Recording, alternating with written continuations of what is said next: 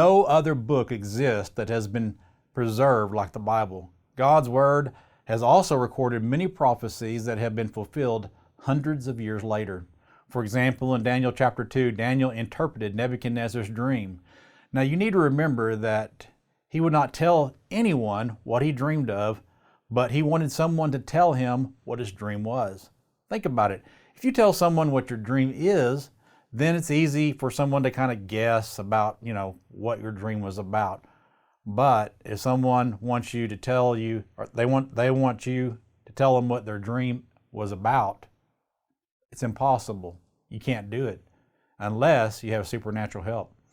Well, the only man that was up to this task was Daniel with God's help. In Nebuchadnezzar's dream, he saw this great image with a head of gold, breast and arms of silver, a belly of brass and legs of iron, with feet part of iron and part of clay.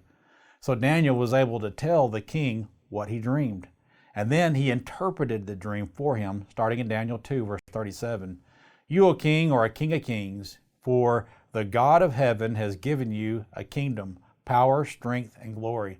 And wherever the children of men dwell, or the beasts of the field and the birds of the heaven, he has given them into your hand, and has made you ruler over them all.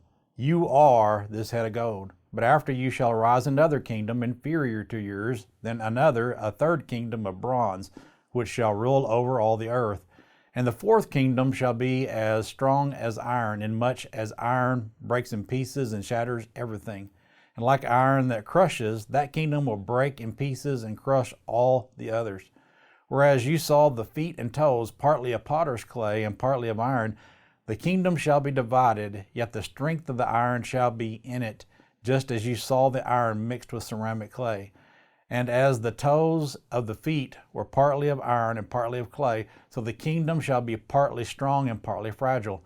As you saw iron mixed with ceramic clay, they will mingle with the seed of men, but they will not adhere to one another, just as iron does not mix with clay.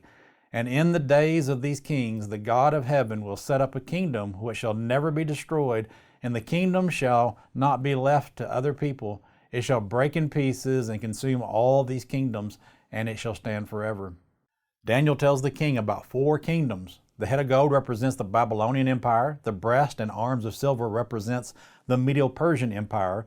The belly of brass represents the Grecian Empire, and the legs of iron with feet part iron and part clay represents the Roman Empire.